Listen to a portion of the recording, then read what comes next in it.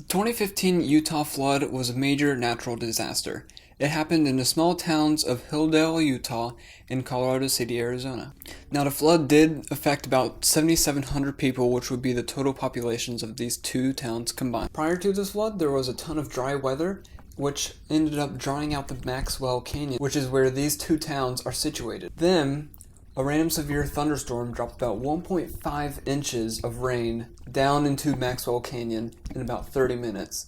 And due to it being so parched, it just shot down the steep and barren slopes, collecting dirt and debris on its way until it became just a huge blob of mud. Now, according to Lorem Holm, who is a resident of Hillsdale, said that this storm was the heaviest storm they've seen in the whole 58 years they've lived there. Now, this wall of mud came running down straight towards these two towns, and the flood honestly hit these two towns with absolutely no warning. It was that huge rainfall, then it came rushing down, and then it hit the town. The flood swept through the streets and swept many cars up in its path, as well as destroying a ton of houses. And by the end, it had caked everything in mud. Now, this flood did end up killing approximately 12 people and severely damaging surrounding buildings, as well as destroying farmland, orchards, and a lot of roads. Due to this flood, the state of Utah granted $670,000 in relief effort funding to repair the damages that occurred. Now, since this isn't a flood that happens all too often,